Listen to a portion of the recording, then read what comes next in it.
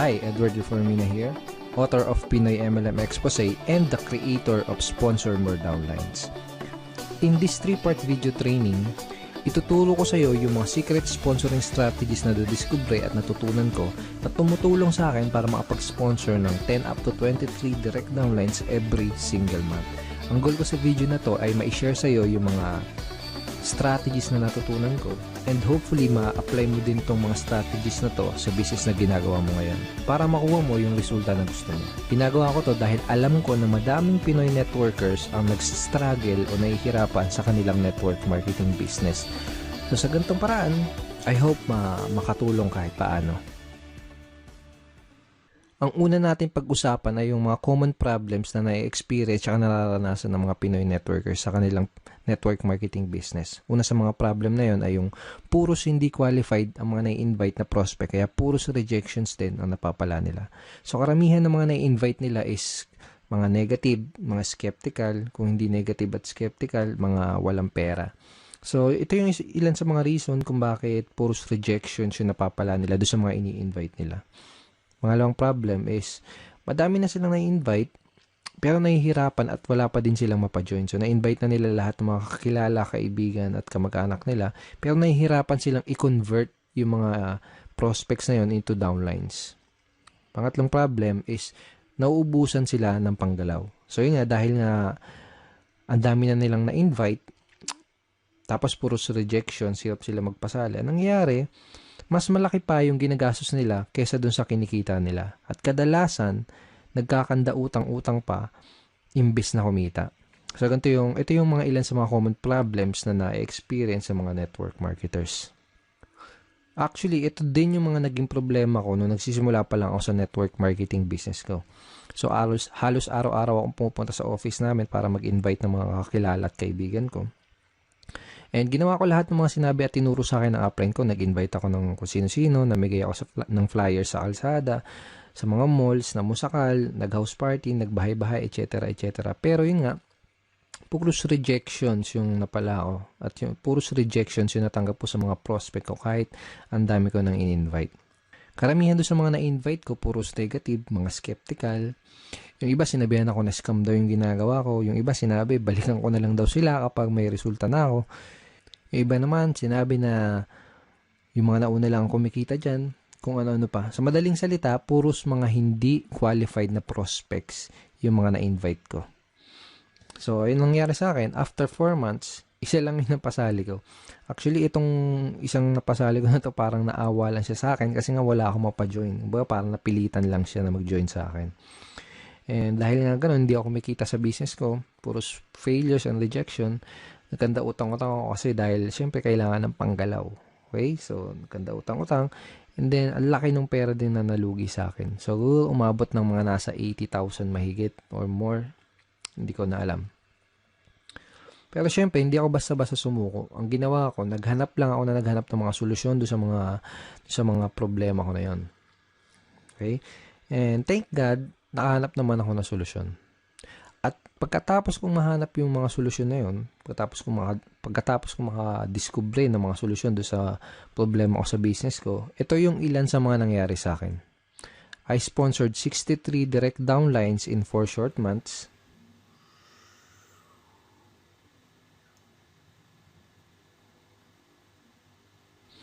And consistently na din ako nakakapag-sponsor ng 10 up to 23 direct downlines every single month.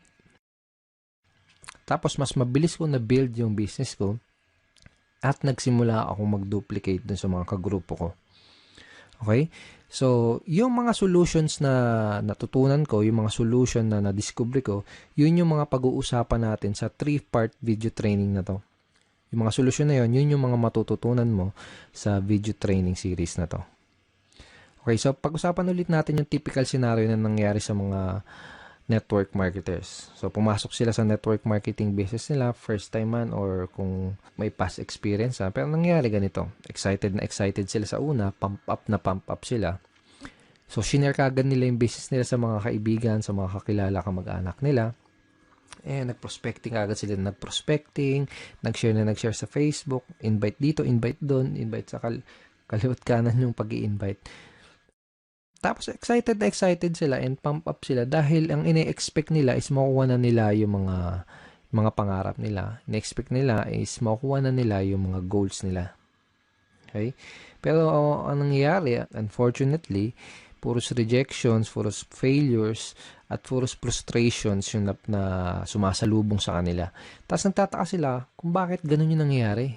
Hindi nila alam kung bakit ganun yung nagiging resulta kahit binibigay naman nila lahat ng effort nila. Kahit ginagawa na nila lahat ng mga tinuturo sa kanila.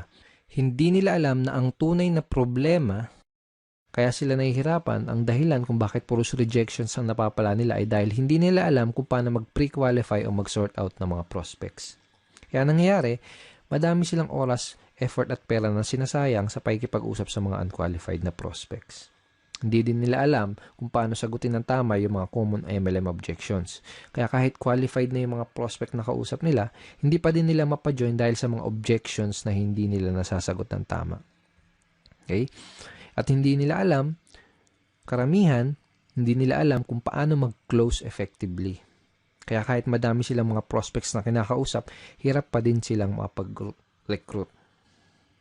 Bago ko ituro, bago ko i-share sa iyo yung mga solusyon sa mga problema na to, first, I would like you to imagine na nag-apply ka sa McDonald's.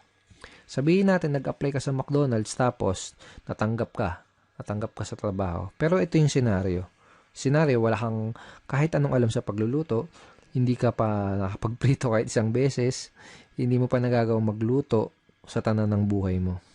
Okay? Ngayon, ito yung tanong.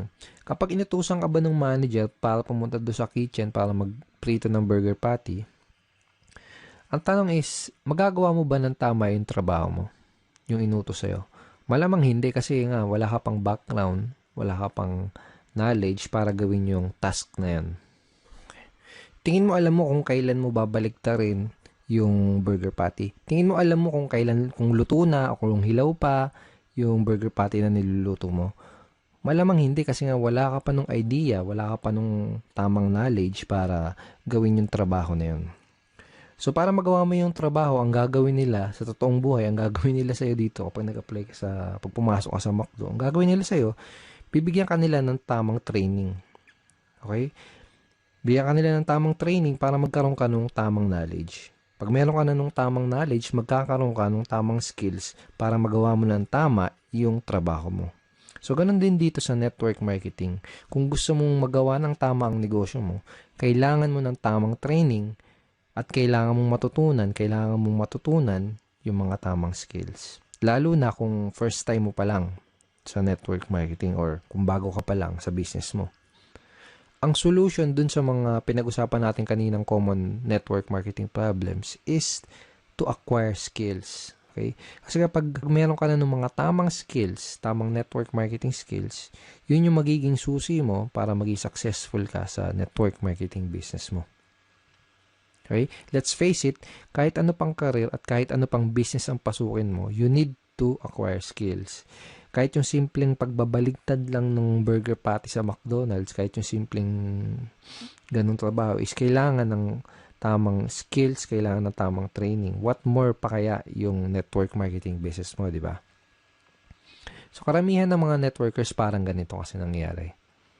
Para silang sumusugod sa gera na wala silang dalang bala. Kumbaga, hataw sila ng hataw, araw-araw silang humahataw, kahit wala pa sila ng mga necessary skills na kailangan para magkaroon ng resulta at para magawa ng tama yung business nila. Kaya madalas na nangyayari, mas nauuna pa silang mag-quit bago pa nila matutunan yung mga tamang skills.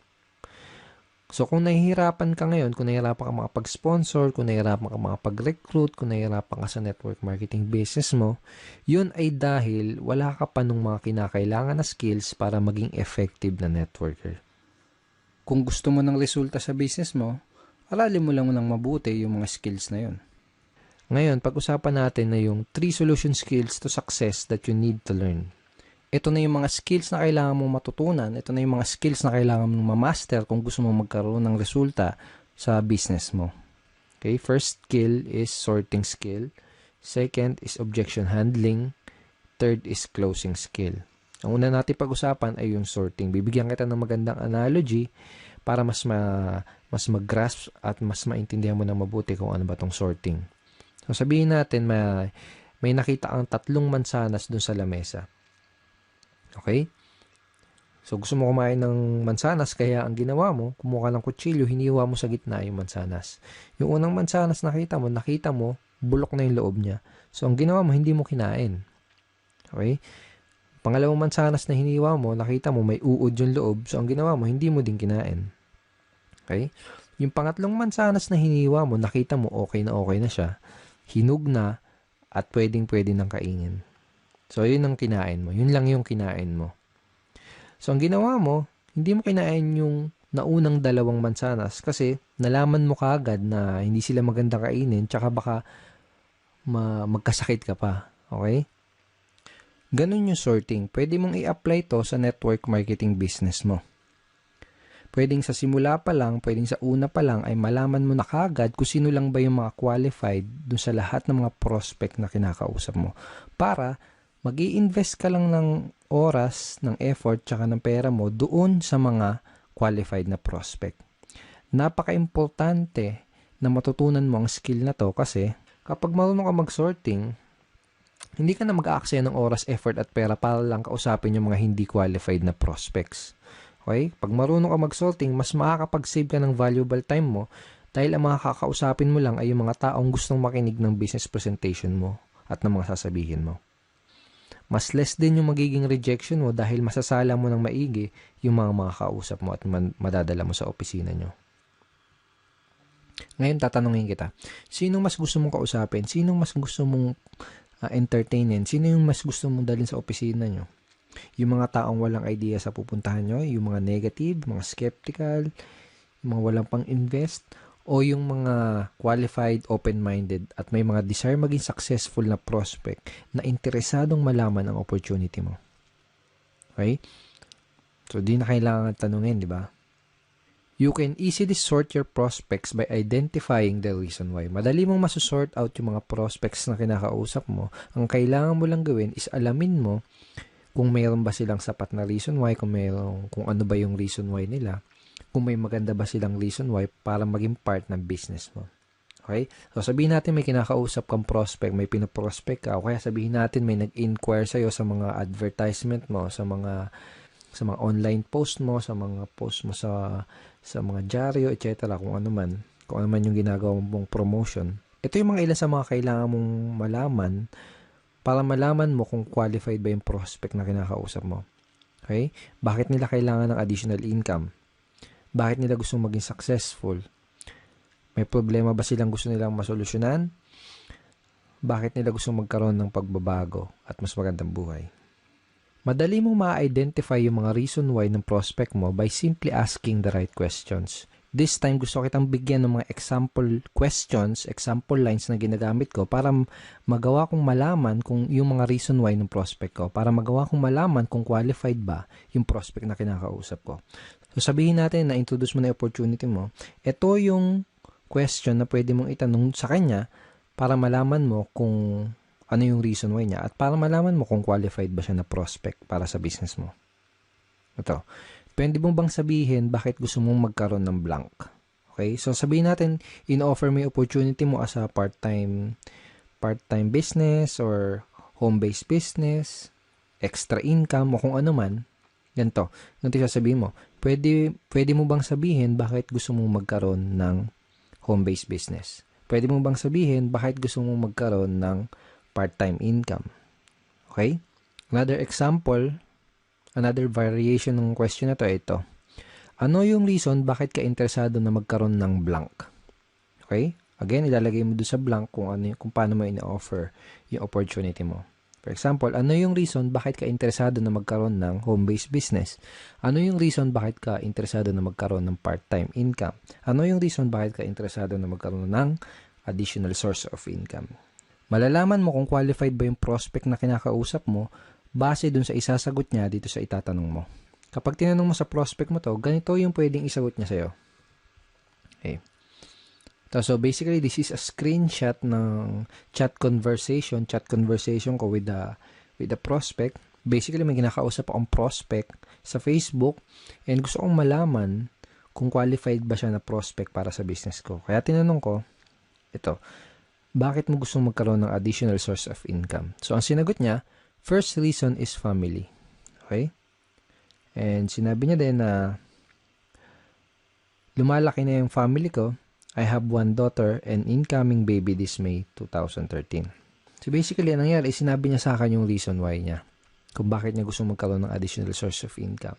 Nalaman ko na qualified siya na prospect dahil meron siyang sapat at magandang reason why para gawin yung negosyo. Okay? Nalaman ko na kailangan niya ng dagdag na income kasi nga lumalaki na yung family niya. So, lumalaki na yung mga bills na babayaran niya, mga anak yung misis niya, etc. So, sa madaling salita, nalaman ko na qualified siya na prospect by simply asking these questions. Okay. Lahat ng prospect na kinakausap ko, inaalam ko muna ng maigi kung meron ba silang maganda o sapat na reason why. Doon ko kasi malalaman kung qualified ba sila na prospect o hindi. Alam ko kasi na kung wala silang mabibigay na magandang reason why or sapat na reason why, hindi rin sila mamomotivate na mag-take ng action. Hindi sila mamomotivate na mag-join, hindi sila mamomotivate na maglabas ng kapital. Baga wala silang sapat na reason why para magsimula ng isang network marketing business. Kung wala silang mabibigay sa akin na magandang reason why or sapat na reason why, hindi ako mag-aaksaya ng panahon para explainan pa sila, para dalhin pa sila sa office. That is how I sort my prospects and that is how I qualify my prospects. Okay, so possible scenario, sabihin natin na tinanong mo na to sa tong questions na to sa prospect mo, pero sabihin natin ang nangyari ay hindi kagad siya nag-open up sa'yo. Sabihin natin na hindi niya kagad sinabi sa'yo yung reason why niya. Posible kasi na mangyari yon, lalo na kung kakikilala mo pa lang sa kanya o kaya hindi ka pa nakakapag-build ng rapport.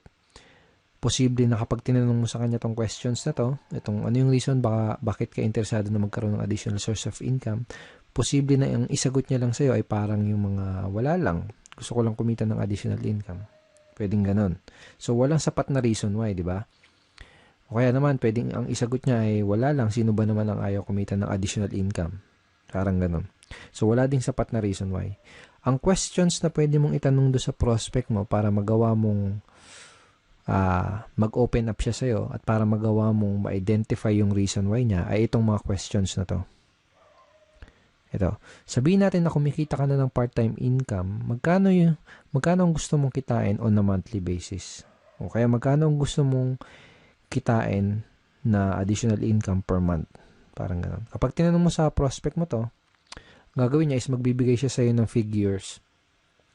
Usually, sasabihin nila ng prospect is 10,000 per month, 20,000 per month, 50,000 per month, or 100,000 per month. Iba-iba. Okay, so kahit na anong ibigay niya sa yung figure, ito yung next na question na pwede mong itanong sa kanya. Ito, kapag kumikita ka na ng blank, kung magkano yung binigay niya sa yung income na gusto nilang kitain, kapag kumikita ka na ng 20,000 na monthly income, ano yung pinakamalaking maitutulong nun para sa'yo? O kaya, ano yung pinakamalaking maitutulong nun para sa'yo at sa pamilya mo? By this time, kailangan may maibigay na sa yung magandang reason why yung prospect mo para malaman mo at matansya mo kung qualified ba siya na prospect o hindi para sa business mo. So, I will show you another example. So, basically, may kinakausap ulit akong prospect via Facebook chat. And by the way, napakita ko sa yung mga example is Facebook chat, pero obviously, dapat gamitin mo din to sa face-to-face or one-on-one or table talk conversation. Okay? So, again, may kinakausap ako na prospect via chat. Tinanong ko siya kung ano yung reason bakit niya gusto magkaroon ng additional income pero wala siya nabigay sa akin na magandang reason why. Hindi kagad siya nag-open up sa akin. So, ang ginawa ko, tinanong ko kung magkano ba yung additional income na gusto niyang kitain on a monthly basis. Ang sinagot niya sa akin, 10,000 per month. Kaya tinanong ko sa kanya itong question na to. Okay, sabihin natin na kumikita ka na ng 10,000 na monthly income. Ano yung pinakamalaki may tutulong nun para sa'yo? Ang sinagot niya, sa pag-aaral po, pang-araw-araw na gastos sa bahay. And sabi niya, nakikitira lang po kasi ako sa kamag-anak ko. So, by asking this simple question, napakasimpleng question lang naman, di ba? Pero very, very powerful in terms of identifying your prospects reason why. And very powerful para magawa mong mag-open up sa'yo yung prospect mo. So, by asking this simple question, nagawa kong mag-open up yung prospect at nalaman ko na qualified pala siya dahil may maganda at sapat na reason why pala siya para gawin yung business. So, pag alam mo na yung reason why ng prospect mo, pwede ka na mag-move on dun sa next step, which is to introduce him or her dun sa business opportunity na ina-offer mo. So, kapag alam mo na yung reason why ng prospect mo, kapag alam mo na yung gusto niyang monthly income na kitain, ito yung line na pwede mong gamitin para madali mong ma-invite yung prospect mo doon sa inyong business opportunity meeting or BOM, sa inyong seminar or online video, kung ano man. Depende sa company nyo. Every company, iba-iba yung sistema nila. Okay, so ito yung line na pwede mong gamitin. Kung may maipapakita ako sa yung paraan na pwede kang kumita ng blank per month doing part-time para their why, isisingit mo dyan yung reason why na sinabi sa'yo ng prospect mo. Willing ka bang tignan kung ano yun? So, for example, kung may mapapakita ako sa yung paraan na pwede kang kumita ng 20,000 per month na income doing part-time para magawa mong matulungan yung asawa mo sa mga gastusin nyo or para magawa mong mabayaran lahat ng mga pagkakautang nyo or para makatulong ka sa mga magulang mo, willing ka bang tignan kung ano yun? Kapag tinanong mo sa prospect mo tong question na to, ano sa tingin mo yung isasagot niya sa'yo? Tingin mo sasagutin ka niya ng hindi ako willing tignan yan? Wala akong time. Ganun ba yung sasagot niya? Most likely, ang sasagot niya sa'yo is positive answer. Ang pwedeng isagot sa'yo ng prospect mo ay tulad ng, sige, willing akong tignan kung ano yan. O kaya, mukhang okay yan ah. Ano ba yan? Sige, willing akong tignan kung ano yan. Para mga ganun. So, this is a very effective line na pwede mong gamitin para madali mong ma-invite yung prospect mo dun sa opportunity meeting nyo. Napaka-effective nitong line na to dahil ginamit mo yung reason why ng prospect mo dun sa invitation mo. Ngayon, pag-usapan natin kung ano yung mga pwede mong gawin para mapakinabangan mo na maigi yung mga tinuro ko sa'yo dito sa video na to. Okay? So, ito yung mga kailangan mong gawin. Una, write this example sorting questions that I gave you. So, mamaya balikan mo tong video na to, i-play mo ulit, tapos isulat mo sa papel o kaya i-type mo sa cellphone mo or sa iPad mo yung mga example questions na binigay ko sa'yo. Okay? Second, read this line ng paulit-ulit and try to internalize them. Okay? So, wag mo kabisaduhin. Okay? Mas maganda kung ma-internalize mo siya. Mas maganda kung mas maintindihan mo kung ano yung reason bakit mo siya tinatanong. Basta, tandaan mo, yung mga example questions na binigay ko sa'yo, ang goal mo, kaya mo gagamitin yung mga example questions na yun, ay para ma-qualify mo yung prospect mo at para malaman mo yung reason why nila. Okay? Pangatlo, start asking these sorting questions to your prospect. So, kung may kakausapin ka na prospect mamaya, bukas o sa isang araw, start using these questions. Simulan mong gamitin at itanong yung mga question na yun sa mga prospect na makakausap mo para magawa mong masort yung mga kinakausap mo na prospect at para malaman mo kaagad kung qualified ba sila o hindi sa business mo. Pag ginawa mo yun, mas makakapag-save ka ng time, ng effort, tsaka ng pera mo. Okay? So, thank you so much for watching this video. I hope madami kang natutunan din sa training video number 1. In training video number 2, pag-uusapan natin na yung some of the biggest misconceptions ng mga networkers. Ito yung mga maling akala ng mga networkers na pumipigil sa kanila para magkaroon ng resulta. Pag-uusapan din natin sa training video number 2 kung paano mo sasagutin yung mga common MLM objections. Bibigyan din kita ng free PDF script na magagamit mo sa pagsagot nitong 3 objections na to. So, don't forget to check your email for training video number 2. Ipapadala ko sa iyo yung link ng video number 2 sa isang araw. Hindi bukas, sa isang araw. Okay, sa baba ng video na to, may makikita kang like and share button. Huwag mong kalilimutan na i-click yung like and huwag mo din kalilimutan na i-share tong video na to. And pwede ka rin mag-comment sa baba. Kung may gusto kong itanong, pwede mo rin i-type yon sa comment box below. And I will try my best na sagutin yung question mo. Again, thank you so much for watching this video and see you in video number 2.